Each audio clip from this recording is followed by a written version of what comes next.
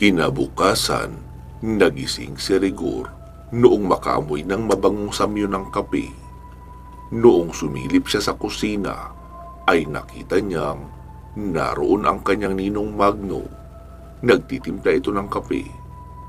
"Oh, Rigor, gising ka na pala. Pumunta ka na rito para makapag-almusal na tayo. Ipapainit ko pa ang kanin. Nag-ihaw na rin ako ng daing para pang almusal natin. Pagkatapos natin maghapunan mamaya, ay aalis na tayo. Kapag inabot pa tayo rito ng gabi, hindi natin alam kung gaano uli karaming aswang ang darating. Mabuti sana kung pipitsuging aswang lang kagaya noong kagabi. Papaano kung iyong mga berdugo na nila ang ipadala? Iyong mga may kaalaman sa itim na mahika. Baka mahirapan na ako noon." "Sige po, Ninong, tama kayo. Ayoko din muna silang makaharap. Hindi pa handa ang katawan ko at sariwa pa ang aking mga sugat mula sa laban noong nakaraang gabi." Matapos nilang makakain, ay umalis na sila ng bahay. Dala ang ilang pirasong damit at kagamitan sa pagluluto para makapagluto pa rin sila kahit saan man sila mapadpad. Tinungo nila ang bahagi ng pusod ng kagubatan kung saan may malapit na talon para hindi nila problemahin ang tubig. May karugtong rin iyon na malawak na sapa, kaya makakapangisda sila ng kanilang maiuulam. Maliban sa baong bigas, may malapit na sagingan rin doon na maaari nilang pagkunan ng makakain. Nagsimula na rin silang magtanim ng kamoting kahoy at iba't ibang mga gulay. "Ninong, hanggang kailan tayo magpapakiermitanyo sa gubat na ito?" tanong pa ni Rigor. "Ano ka ba, Rigor? Huwag ka ngang mainip. Gawin mo lang muna ang ipinapagawa ko sa iyo. Pagkatapos ng 6 na buwan, doon natin susukatin kung gaano nakalawak ang natutunan mo sa pag-aaral ng lihim na karunungan. Maliban doon, dapat mag-improve din ang talento mo sa pakikipaglaban na pisikal, kasabay ng pagpapalakas ng iyong poder. Ang pagbabato ng tigalpo ay hindi magiging epektibo kung walang kargang malakas na poder. Ang poder ang magsisilbing enerhiya ng iyong katawan at enerhiya na magdadala ng tigalpo. Huwag kang mainip. Kapag handa ka na, sisiguraduhin ko sa iyong magiging abala ang araw-araw mo. Walang araw na hindi tayo kakatay ng aswang." Dahil sa mga ipinangako ng kanyang ninong, kaya naman nagtiyaga si Rigor na gawin ang araw-araw na pagsasanay. Pagkatapos magsanay, ay aasikasuhin naman nila ang kanilang taniman ng gulay at kamuting kahoy para meron silang makain. Isang gabi, naroon sa bukana ng kuweba, nakatambay si Mang Magno habang nakatanaw sa bilog na buwan. "Ninong, anong problema? Bakit nakakunot na naman yung noo nyo?" "May nararamdaman lang akong kakaiba, Rigor. Ganito ang pakiramdam ko kapag may mutya sa malapit na handang magpakita." "Talaga po, Ninong?" "Oo." "Di kunin po natin para makadagdag sa kakayahan ko." "Rigor, tama ka naman na makakadagdag nga iyon sa iyong kakayahan. Pero ang tanong, kung kakayanin mo ang pagkuha noon. May mga nilalang na nakapaligid palagi sa ganoon, at maliban sa iyo, siguradong maraming aswang at iba pang masasamang elemento ang magtatangka na makuha iyon. Kakayanin mo na bang humarap sa iba't ibang mga nilalang?" "Opo, Ninong, handa na ako. 1 buwan na lang naman matatapos na ang 6 na buwan na training ko, di ba?" "Oo, Rigor. Pero malaki ang kaibahan ng pag-iinsayo lang at sa pagharap talaga sa mga mapanganib na nilalang. Baka naman kapag naroon na tayo ay biglang mabahag ang buntot mo." "Hindi po, Ninong. Dahil unang-una, wala akong buntot. Pangalawa, alam ko sa sarili ko na handa na ako." Di kung ganon, maganda ka na at aalis tayo ng mga 11:00. Sa ganitong panahon, madalas may lumabas na mutya ng tindok." "Ha? Ano pong klaseng mutya yun, Ninong?" "Mutya ng saging yon sa ibang katawagan. May malapit naman na kasagingan dito. Mukhang doon iyon lalabas. Sa mismong puso ng saging iyon lalabas. At kapag lumabas na iyon, ay kailangan masalo mo ng iyong bibig para mabilis maabsorb ng iyong katawan. Kaysa kung sa kamay mo saluhin ay maaaring mabitawan mo pa at diretsong papatak sa lupa. Kaya kailangan bibig talaga. Malinaw ba? Opo, Ninong. Dalhin mo na rin ang long neck natin dyan na may lamang pinagsamang asin at abo. Ninong, sapat ba ang asin na inilagay mo roon? Parang kaunti lang kasi ang inihalo mo eh. Mas marami ang abo. Oo, kaunti nga lang ang asin noon. Pero mas maigi na yon kaysa wala. Alam mo namang malayo tayo sa bayan at matagal na akong hindi nakakababa. Kaya wala rin tayong extra asin pa dyan. Sige, Ninong, sana gumana.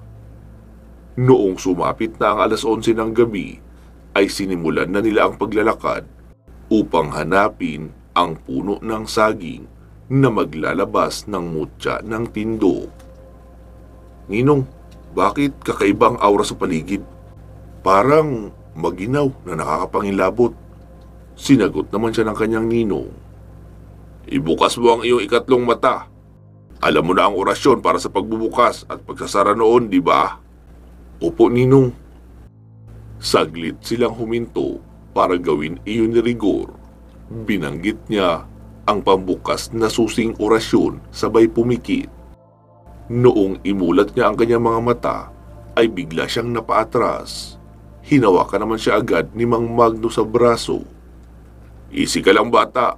Huwag kang papahalata na nakikita mo sila. Kung ayaw mong dumugin tayo rito ng napakaraming ligaw na kaluluwa.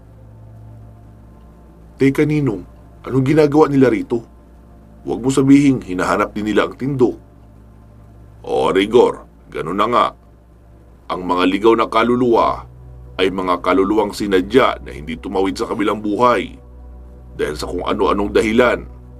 Ang iba ay gusto munang makamit ang hustisya ng kanilang pagkamatay bago sila tumawid sa kabilang buhay.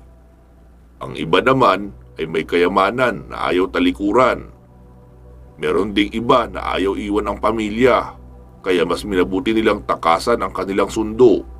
At kapag narito lang pakalat-kalat ang mga kaluluwa na yan, ay unti-unting hihina ang kanilang enerhiya. Sapagkat ang mga kaluluwa ay electromagnetic force.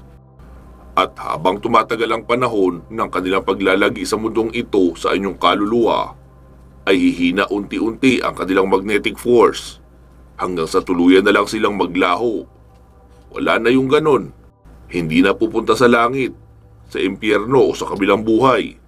Basta malulusaw na lang ang kabuuan ng kanilang electromagnetic force at sasama na sila sa hangin. At yun na, wala na silang alaala roon. Kaya naghahanap sila ng magiging source of energy para mapanatili pa ang kanilang existence dito sa mundo. At isa sa mga paraang iyon ay ang pagkamit ng mutya, anting-anting o agimat. Lalakas ng mahigit sa 10 doble ang kanilang magnetic force. Iyon ang dahilan kaya narito sila pakalat-kalat at hinahanap din ang puno na maglalabas ng mutya ng tindo. Mahabang paliwanag pa ni Mang Magno. Ibig sabihin, Nino, kasama pa sila sa magiging kaagaw natin? Oo, Rigor, tama ka. Pero ayos lang yon. Hindi naman sila makakapanakit sa atin hanggat hindi nila tayo nakikita bilang kanilang kaagaw. Kaya wag mo silang titignan. Aabangan lang din nila ang pagkahulog ng mutya. Pero hindi naman sila mananakit agad sa atin dahil mahinang magnetic force na lang sila. Ang kailangan natin bantayan ngayon ay ang mga aswang at bruha na naghahanap din ng mga mutya. Sila ang matinding kalaban ng mga antingero pagdating sa paghahanap ng mga mutya at agimat. Hala, paano natin lalabanan ng mga bruha, Ninong? Oh, hawakan mo itong sulo na dala ko para tag-iisa tayo. Takot ang mga bruha sa apoy, kaya kailangan natin yan. Sus, madali lang naman pala sila kalabanin kung apoy lang ang panlaban. Huwag kang magpakakampante, Rigor, dahil gaya ka ng sabi ko, oo, takot sila sa apoy, pero marami naman silang kapangyarihan na magagamit laban sa atin para hindi tayo makapagsindi ng apoy. Pwede silang biglang magpaulan, palakasin ang hangin, o di kaya mag-utos ng maraming kaluluwa na sumugod sa atin para hindi tayo magtagumpay na makapagsindi ng apoy. Halika rito, ibubulong ko sa iyo ang plano natin. Baka kasi nasa paligid lang ang mga bruha at nakikinig sa ating pag-uusap. Inilapit na ni Mang Magno ang kanyang bibig sa tenga ni Rigor habang ibinubulong ang plano. Tatango-tango naman si Rigor. Ilang saglit pa ay umihip ng malakas ang hangin. Isa iyong mahabang daluyong ng hangin na sa iisang direksyon lang ang tungo. Rigor, mukhang narito na sila. Nararamdaman ko sa presensya ng hangin, kaya humanda ka. Tumango naman si Rigor. Noong muling tumingin si Mang Magno sa kanyang relo, ay nakita niyang 11:45 na ng gabi. Ibig sabihin, minuto na lang ang bibilangin at lalabas na ang mutya ng tindo. Kaso ang problema ay hindi pa nila nahahanap ang puno kung saan iyon lalabas. Rigor, talasan mo ang iyong paningin. Kapag nakakita ka ng puno ng saging, nakakaiba sa lahat at nakaturo pa itaas ang puso, ay iyon na ang hinahanap natin. Kailangan na lang natin abangan ang pagyuko noon para maabangan mo ang pagbaba. Patuloy pa ang dalawa sa paglalakad habang nakatingala. Nang biglang may tatlong babaeng may mahabang robang itim ang kanilang nakita. Tinapik agad ni Mang Magno si Rigor na tumahimik at gumilid. Kailangan ay hindi sila makita ng mga bruhang iyon. Hanggang sa naglakad ang tatlong bruha patungo sa isang puno. Bumulong naman si Mang Magno. Rigor, yang puno na kanila pinapalibutan ay ang punong lalabasan ng mutya ng tindok. Kaya sisingitan natin sila kapag malapit ang yumuko ang puso ng saging. Tumango naman si Rigor. Habang nakaabang sa may puno malapit sa kinaroroonan ng mga bruha, ay biglang may lumapag na mga aswang. May lumapit rin na isang malaki at itim na nilalang o iyong agta. Diretso iyong lumapit kina Rigor at Mang Magno at inatake na sila. Rigor, may kakompetensyang dumating. Sintensyahan mo na. Wala tayong ibang magagawa kundi ang lumaban. Wika pa ni Mang Magno, sabay labas ng latigo na may binsol ng pagi ang dulo at itak. At sinugod na ang malaking kulay itim na nilalang. Si Rigor naman ay itak at brass knuckles ang gamit. Epektibo iyong armas, lalo at malapitan kung lumaban ang mga aswang. Tatlong aswang ang naroon na kinakalaban ni Rigor. Pagkahampas ng kamay noon ay yumuko si Rigor, sabay bomba ng malakas na suntok sa panga noong aswang. Basag ang panga noon, lalo at may kargang orasyon ang brass knuckles. At gumagamit rin ng lihim na karunungan si Rigor na mula sa ipinasang enerhiya ng kanyang ina. Tila nagulat ang natirang dalawang aswang noong makitang tuwid na ang paa noong aswang na binombahan ni Rigor ng malakas na suntok. Kaya nagsiliparan ang dalawa at nagpaikot-ikot sa itaas. Napansin naman iyon ni Mang Magno. Rigor, mag-iingat ka! Sa itaas magmumula ang atake nila, kaya sila lumipad. Opo, Ninong. Noong makita ni Rigor, napapabulusok na ng sabay ang dalawang aswang, ay agad niya yung kinumpasan ng tigalpo. Dahil sa matagal-tagal na rin siyang nakakapag-ipon ng poder, kaya malakas ang enerhiyang dala ng kanyang tigalpo. Sapul ang dalawang aswang at napasubsob na lang sa lupa, saka nawala sa ulirat. Dali-dali yung nilapitan ni Rigor at pinagtatagpas ng itak ang leeg. Rigor! Ang tindok! Babagsak na!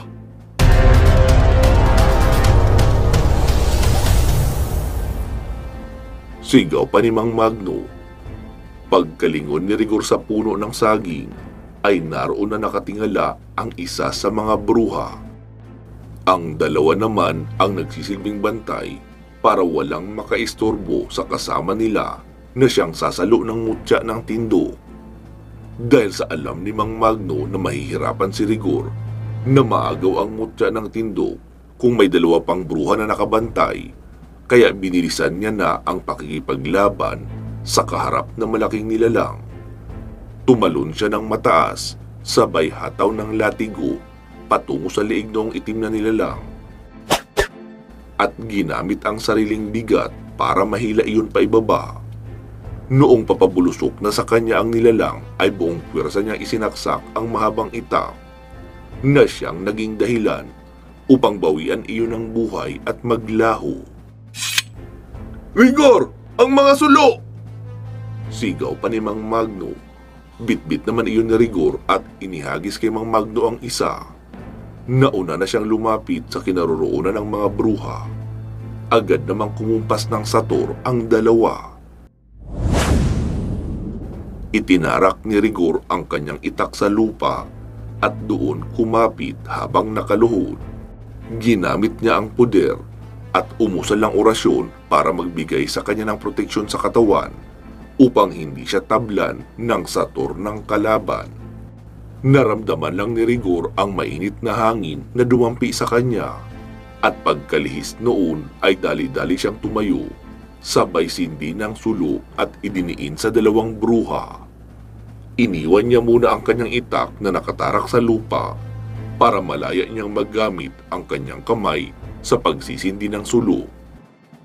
Mabilis nagliyab ang itim na roba ng dalawang bruha dahil maliban sa manipis, mukhang malutong na rin iyon at matagal nang hindi nalalabhan. Kaya naman mabilis kinain ng apoy. Nakasunod naman si Mang Magno at agad ding idiniin ang sulo sa isang bruha na nakatingala dahil papatak na ang mutya ng tindo. "Rigor! Ngayon na!" Sigaw pa ni Mang Magno, sabay bangga ng katawan doon sa bruhang nakatingala, kaya tumalsik sila pareho. Patakbo na ring nagdive si Rigor sabay tihaya dahil nakita niyang hihiwalay na ang nagliliwanag na bagay mula sa puso ng saging. Bumagsak siya sa lupa ng nakatihaya at saktong bumagsak sa kanyang bibig ang mutya ng tindo.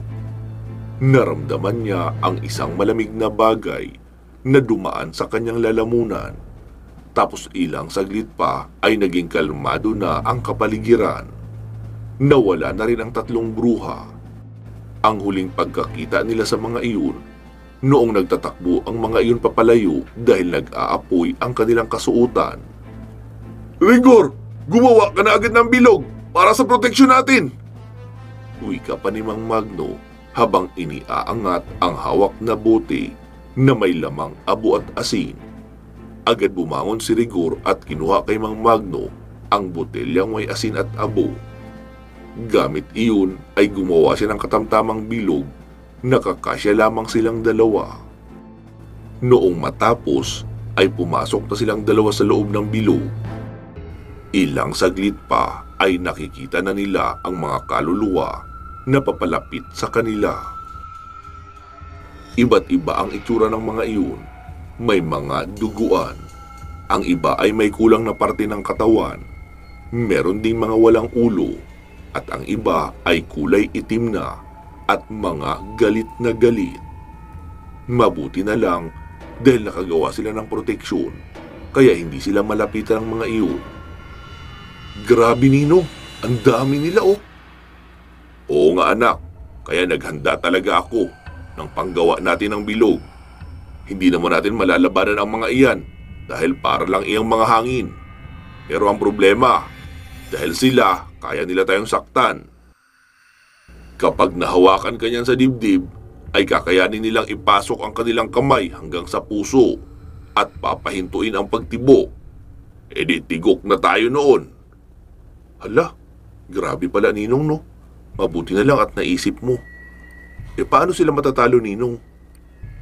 "Maaari mo lang silang matalo kung meron ka ng kapangyarihan noong mutya ng sinukuan. Dahil may kakayahan iyong humigop ng kahit anong enerhiya, mabuti man o masama. Tapos kahit masama pa ang enerhiyang nahigop mo, ay kusa iyong magiging malinis kapag nasa loob na ng mutya ng sinukuan. Bale, magiging karagdagang lakas mo na rin iyon. Wow, ayos pala Ninong ah. Makakatalo ka na ng kalaban, makakadagdag pa ng kapangyarihan. Oo anak, tama ka. Pero masyado namang pihikan ang mutyang iyon. Napakabihirang magpakita at namimili ng aamuhan. At kapag hindi ikaw ang napili niya, ang buhay mo mismo ang kanyang hihigupin. Pero malay natin di ba, pagdating ng panahon magkaroon ka noon. Ninong, ano nang gagawin natin ngayon dito? Gagawin? Bakit? May lakad ka pa bang iba? Wala naman. Wala naman pala eh. E di dito na tayo matutulog hanggang sa sumapit ang umaga. Doon palang mawawala ang mga kaluluwang iyan. Ganun po ba? Tumahimik na lang si Rigor at nagpahinga habang magkatalikuran sila ni Mang Magno. Ninong, nauuhaw ako. Ako rin anak eh. Bakit kasi hindi ka nagdala ng tubig kahit sa bote lang ng lapad? Hindi ko naman inakala Ninong na hindi pala tayo pwedeng umuwi agad. Di wala tayong magagawa. Bukas na tayo iinom pagka-uwi. Pumikit na lang pareho ang dalawa habang ipinapahinga ang sarili. Nagising sila noong maramdaman ang sinag ng araw sa kanilang mukha. Ninong, umaga na. Oo anak, sige, umuwi na tayo. Sagot naman ni Mang Magno, sabay tayo at hinila na rin papatayo si Rigor. Pagkarating sa bahay ay dumiretso na muna sa kusina si Mang Magno upang magpainit ng tubig. Si Rigor naman ay nagbihis muna ng kasuotan saka umupo sa hapagkainan. Ninong, ano nang kailangan kong gawin para makamit ko ang kakayahan ng mutya na nakuha natin? Di magdidebosyon ka ng 30 araw. Magdarasal ka ng alas 6 ng umaga at alas 6 ng hapon sa loob ng 30 days. Pagkatapos noon ay kakabisaduhin mo na ang orasyong susi para mapagana ang mutya sa loob mo. Tapos maglalaban tayo. Gagamitin ko ang bilis na taglay ko mula sa aking mga mutya. At kapag nasundan mo na ang bilis ko, ibig sabihin, gumagana na rin ang mutya mo. Matagal pa pala Ninong, 1 buwan pa eh. Abay oo naman, ganun talaga. Kailangan pinaghahandaan ng mabuti ang lahat ng bagay. Kailangan maka-adapt ka rin muna sa kakayahan na meron ang mutya bago tayo maghanap ng mga aswang. Matapos nilang makapag-almusal, ay muli na silang nagsitulog upang makabawi sa pagod at kulang na tulog noong nakaraang gabi. Kinabukasan, sinimulan na ni Rigor ang pagdidebosyon para sa kanyang 30 days ritual para sa nakuhang mutya. Araw-araw din siya nag-iensayo sa pakikipaglaban, habang si Mang Magno naman ay araw-araw na umaalis upang hanapin ang mga kuta ng mga aswang na malapit lang sa kinaroroonan nila. At kapag may pagkakataon na malapit siya sa isang pamayanan, ay bumibili na rin siya ng mga pangangailangan nila. Lalo at sa ibang mga pamayanan ay may iilang tindahan na rin naman. Makalipas ang 1 buwan, nakahanda na si Rigor sa kanyang huling pagsubok kasama si Mang Magno. Kung handa na ba siya sa laban at kung gumagana na ba sa kanya ang kapangyarihan ng mutya ng tindok. Ano anak, handa ka na? Gagamitin ko ang buong lakas at bilis ko rito para malaman natin kung hanggang saan na ang natutunan mo. Wika pa ni Mang Magno habang may hawak na latigo. Teka lang Ninong, lalatiguhin mo ako? Oo anak, at marami pang iba, kaya humanda ka. Nakangiting wika pa ni Mang Magno. Tinitigan ni Rigor ang kanyang ninong. Nakita niyang may itak ito na nakasukbit sa likuran. May punyal din sa tagiliran. Bigla tuloy kinabahan si Rigor. Hawak niya noon ang isang yanto, habang nakasuot naman sa kamay ang brass knuckles. May itak din naman siya nakasukbit sa likuran, pero ang balak niya ay gagamitin niya lang iyon Kapag ginamit na rin ng kanyang ninong Magno ang itak nito para meron lang siyang pansalag, agad sumugod si Mang Magno at noong nasa tama ang distansya ay iwinasiwas na nito ang latigo sa mukha ni Rigor. Mabilis naman iyong nailaga ni Rigor gamit ang pag-backflip, pero nagsunod-sunod pa ang mga banat ng latigo, kaya nakakailang backflip din siya sabay rolling papalayo. Nice! Gusto ko ang bilis ng reflexes mo sa pag-ilag ha. Pero tandaan mo bata, kahit sa ang tournament, walang nananalo dahil sa galing umilag. Kailangan mo ring umatake para umiskor. Ninong, nagpapainit pa lang po ako, kaya wag kang mainip. Sagot naman ni Rigor habang dahan-dahang lumalapit. Alam niya naman na muling hahagupit ng latigo si Mang Magno kapag sumakto na ang distansya nila sa isa't isa, kaya iyon na ang kanyang inabangan. Noong muli nang ihataw sa kanya ang latigo, ay hindi na siya kumurap, at doon at tila biglang bumagal ang galaw ng kapaligiran. Nakikita niya na ang mabagal na paglapit sa kanya ng latigo, kaya agad niya na iyong hinuli at buong lakas na hinila. Dahil doon ay kasamang nahila si Mang Magno na ikinagulat naman ito. Lalo at noong malapit na siya ay nakaamba na si Rigor sa kanyang pagsuntok ng kamay gamit ang brass knuckles. Pilit niyang inilagan ang suntok ng binata, pero dahil sa bilis ng pangyayari ay wala na siyang pagkakataon pa na makailag. Sapul siya sa panga na yumanig sa kanyang utak. Mabilis umikot si Rigor upang mag-follow up ng pagpalo gamit ang yanto, pero mabilis na rin naka-backflip si Mang Magno at nag-rolling. Inuga-uga ni Mang Magno ang kanyang panga noong muling bumangon. Hindi ito nagsalita at nakangiti lang. Hinugot niya ang itak sa likuran at ang punyal sa tagiliran, at walang sabi-sabi na umataking muli kay Rigor. Nakahanda naman si Rigor at ginamit ang kanyang bilis. Sinasalag ni Rigor ng kanyang itak ang itak ni Mang Magno. Ang kamay naman ng matanda na may punyal ay sinasalo niya at inililihis ang direksyon para hindi siya tamaan. Mabilis ang palitan nila ng atake, pero kahit may gamit na kakayahan ng mutya si Mang Magno, ay hindi niya na maiwanan sa bilis si Rigor. Mukhang naka-adapt na nga ang katawan nito sa kakayahan mula sa mutya ng tindo. Umusal pang muli ng orasyon si Mang Magno para magpagana ng iba niya pang mutya na maidadagdag sa kanyang bilis. Nagawa niyang makahiwa sa braso at likuran ni Rigor. Pero nagulat ang binata noong makitang wala man lang siya kahit kaunting galos. Tanging ang damit lang ang nahiwa at hindi ang balat. Nanggigil ang binata at hinataw ng hinataw ang kanyang ninong gamit ang itak. At sa bilis ng pangyayari, nagawa niyang maitapon ang punyal ng matanda.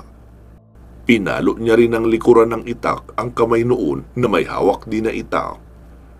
Kaya nabitawan na rin ni Mang Magno ang itak niya at wala na siyang armas. Saka siya tinalunan ni Rigor at idinikit ang itak sa leeg nito. Ano ninong? Pasado na ba? Oo, pasado ka na. Umalis ka na nga sa pagkakakumbabaw sa akin. Wika pa ni Mang Magno. Masaya naman si Rigor dahil sa unang pagkakataon ay nanalo siya sa sparring nila ng kanyang ninong Magno. Oh, sige na. Manghuli ka na ng isda para sa hapunan natin. Kakain tayo ng maaga dahil magsisimula na tayong maglipol ng mga aswang. Meron na ako mga pamayanan na nakita ng mga aswang ang nakatira. Unahin muna natin yung malapit sa may highway. Nasa taas sila na bahagi kaya mula sa ibaba ay hindi mapapansin na may ilang bahay sa itaas ng pampang. Sila ang mga tumatambang sa mga motorista kapag gabi. Sa kabilang dulo ng mahabang highway ay may kurbada. Doon makikita ang mga nakatambak na sasakyan. Doon kasi nila inihuhulog ang sasakyan ng mga biktima nila para walang makahanap. Ayos yan, ninong. Magagamit ko na rin ang ilang buwan kong pagsasanay. Agad nang umuwi si Mang Magno upang magsaing. Si Rigor naman ay nagtungo sa sapa upang manibat ng isda. Kapag papahapon na kasi ay may bahagi ng sapa kung saan may mga halaman. Doon nagpapasilong ang mga malalaking isda.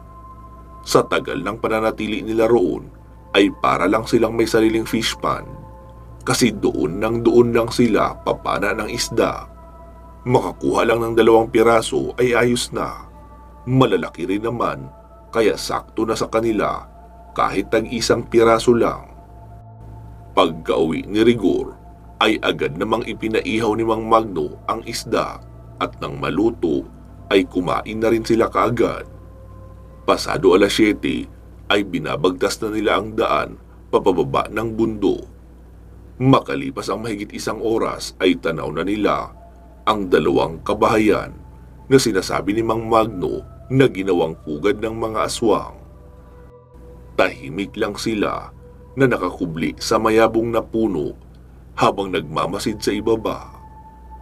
Pasado 9:00 nang makita nilang may 4 na tao ang lumabas mula sa isang bahay. Tumuntong sa may gilid ng pampang habang nakatanaw sa malayong bahagi ng highway. Ayan na anak, nag-aabang na sila ng kanilang magiging biktima. Ninong, anong klaseng sasakyan ba ang mga hinaharang nila? Iyong sa tingin nila ay pangpamilyang sasakyan, van o SUV. Ganoong sasakyan, hindi sila tumitira ng bus o truck. Mga private lang talaga ang target nila. Ilang saglit pa ay nagsialulong na parang aso ang 4 na tao na naroon sa ibaba. Na sa tingin nila, 2 ang babae at 2 rin ang lalaki. Ilang minuto pa ang lumipas ay nagsitalon na sa pampang ang mga iyon at tumakbo pa ibaba. Tila mga hayop lang na nagtatakbuhan pa ibaba ang 4 nang walang kahirap-hirap. Kabisadong-kabisado nila ang daan pa ibaba kahit pa madilim ang ilalim noon. Kasalukuyan namang may buwan pero limitado lang ang naibibigay na liwanag. Anak, tara na! Wika pa ni Mang Magno. Dahan-dahan na silang lumapit sa isang bahay sa may pampang. Bago pa sila makalapit ay may lumabas na 2 matanda at isang binatilyo mula sa isang bahay. Anong akala nyo? Makakalusot sa pang-amoy namin ang amoy nyo? Napatingin naman si Rigor sa kanyang ninong, sabay sabing, Ninong, hindi ka na naman naligo no, kaya matapang ang amoy mo. Sira, kakaligo ko lang kaya kahapon. Anak naman ng 7 baka, Ninong. Nasa tabing talon tayo nakatira. Bakit hindi araw-araw ang ligo mo? Sayang ang sabon. Wala namang aamoy sa akin. Anong wala? Ayan o, inaamoy ka na nila. Wika pa ni Rigor, sabay nguso sa matatandang nasa harapan. Tamang-tama at hindi pa kami kumakain. Kayo na muna ang pagtsatsagaan namin habang wala pa ang mga anak ko. Wika pa noong isang matanda. Tapos halos magkakasabay na nagbago ng anyo ang 3.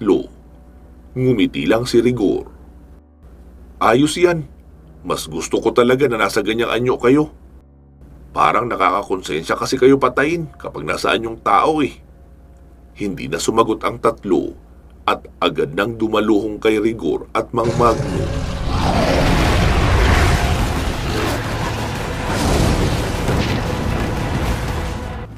Mataas na tumalon ang isang aswang na matanda patungo kay Mang Magno.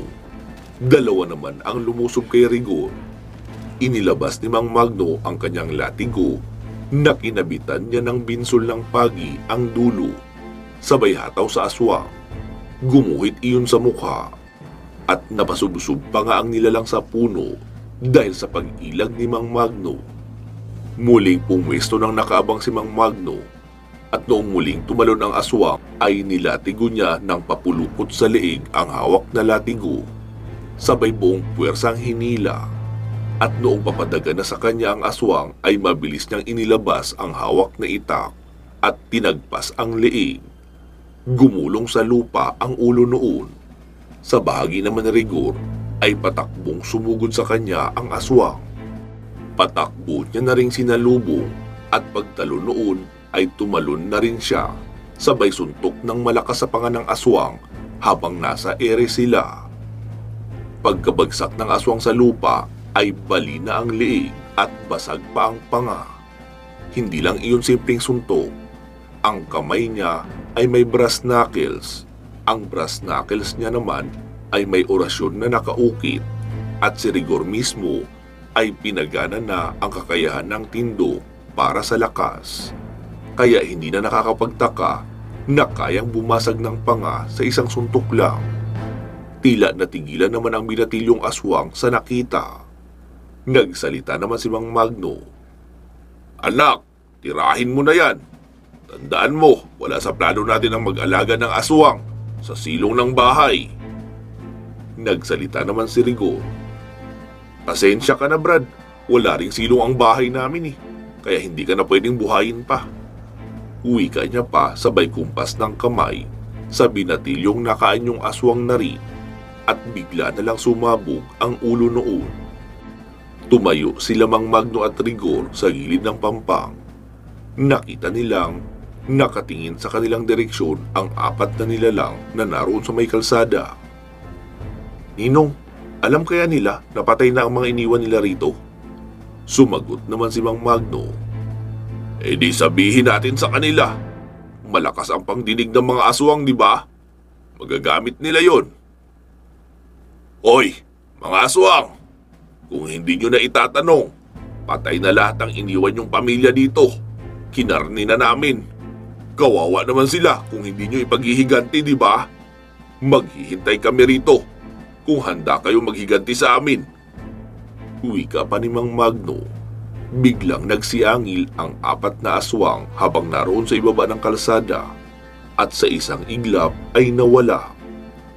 "Anak, manda ka. They are coming in hot." "Wow, may pa-English ka pa ninong ngayon na nalalaman na." "Abay, oo naman anak. Napapa-English talaga ako kapag natutuwa ako.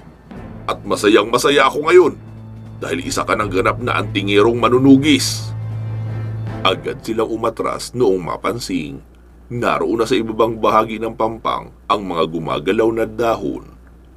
Sakto lang na nakaatras sila ay nakasampa na rin ang 4 na aswang. Pulang-pula ang mata ng mga iyon at mabangis ang itsura. Halata ang panggigigil ng mga iyon, lalo noong makitang nakahandusay na sa lupa ang kanilang mga magulang. "Magbabayad kayo!" Sigaw pa noong isang malaking aswang sabay luso.